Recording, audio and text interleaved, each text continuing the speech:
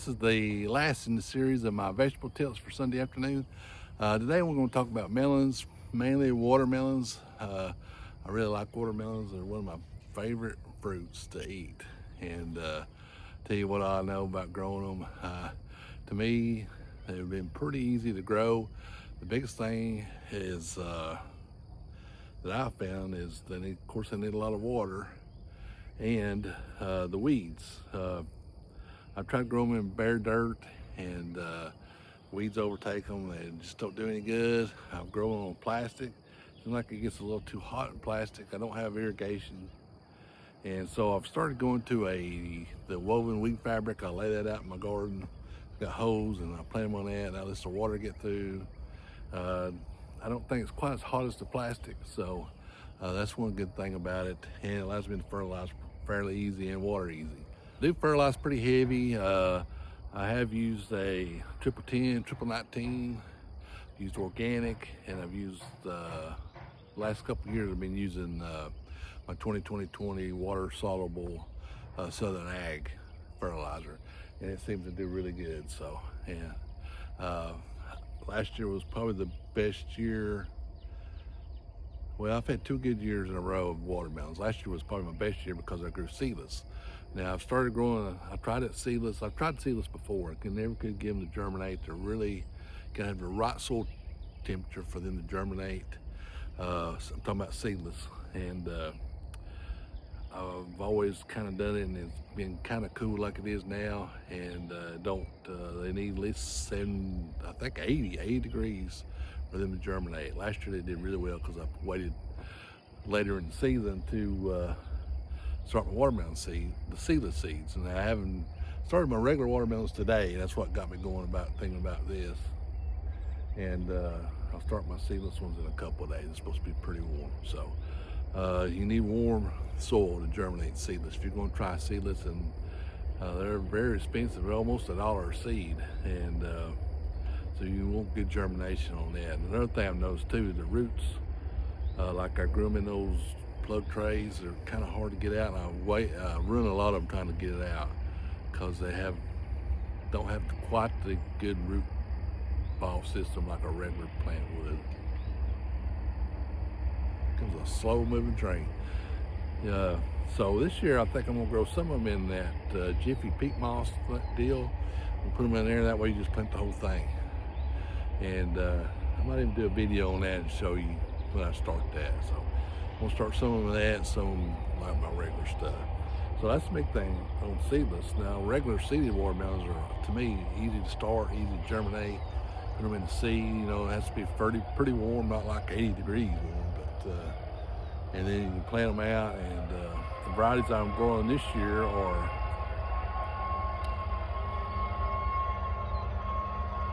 I think he's stopping right there. Varieties I'm growing this year, which is one of my favorite seeded watermelons, is a sugar baby bush. You can grow that in a container. You can put 2 in a 2x4 container and have some pretty good watermelons there. It's more compact. They don't get real big. They're about this big. I love to go down there and slice one open in the garden and eat the good part out and throw the rest to the pigs. And they're just so good. And I like the color of them. I like the compactness of them. And I just like them all around. Got a good taste to them. My other one I'm growing is the regular sugar baby, and I'm using that because I use that as a pollinator for my seedless. Now, the thing about seedless, you have to have a pollinator, and I think it's every 4th plant. That's what I did last year. Like you go 3 seedless and you go a seeded, 3 seedless and a seeded, and that will pollinate your plants. You gotta have a pollinator for them to produce, and it seems kind of weird, I know.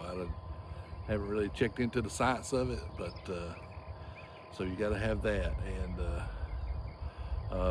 also growing the moons and stars, which I grew that last year and it did really good too. I like the way I especially like the way they look. They look cool and they taste pretty good. I like a sugar baby as far as taste, just a little bit better. My seedless are Fascination, and boy, I should have looked before I come out here, but it's another one. It is a sugar baby clone seedless. Fascination is a crimson sweet clone. So crimson sweet is a good watermelon if you want to get seedless watermelon. Uh-oh. So I used to grow a lot of crimson sweet. I used to grow some Charleston gray, those big long old timey ones, you know, and they did really good too. I grow them, but they're just so big. Seemed like we wasted a lot of it. So I went to the crimson sweet, and they're probably about, you know, a 15 to 20 pounder, I think, and they're really good. So they're really sweet too. So the seedless one is a clone of that, and the other seedless one is a clone of the Sugar Baby, which is, I'm talking about, in the same weight class. So and I can't remember, I think it's Cracker Jack is the name of it.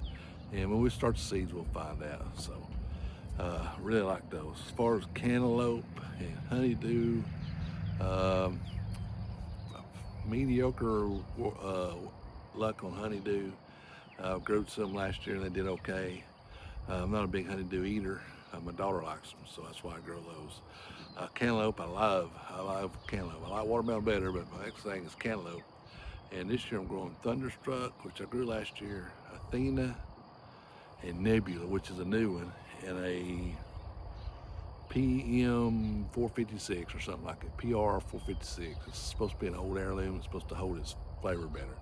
And the thing about the heirloom is once you pick them, they don't stay good very long.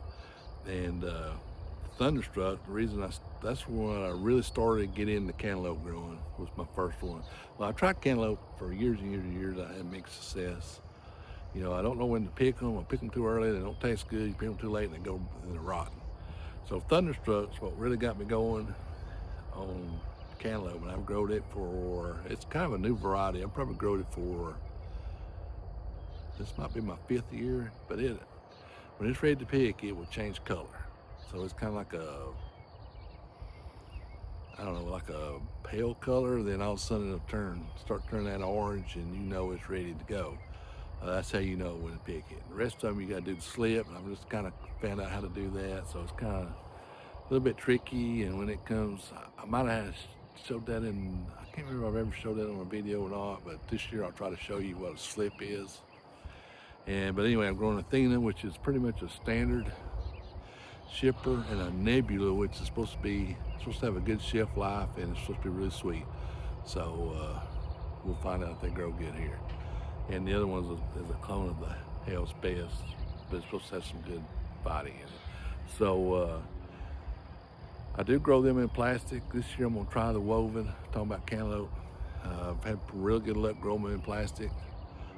This year I'm gonna try to grow a little bit of combination of fabric and plastic, and grow them in a different area too. So you know, if you watch the channel, you know that.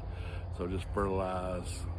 They'll grow in the weeds. Weeds come up. They don't seem to bother them as bad as a watermelon to me, and but they will get them eventually. So, but you know, I've been at the end of the season walking through there, and you'll find a bunch of them in the weeds, as good as gold. So anyway, all right. So this is the last in my series of garden tips, and I'll be showing probably some planting tips when we start planting, some harvesting, and fertilizing, and we'll keep going with some tips. But as far as varieties and specific vegetables, this is the end of it, and I'll put it all on the playlist in case you want to go watch it. Appreciate you watching.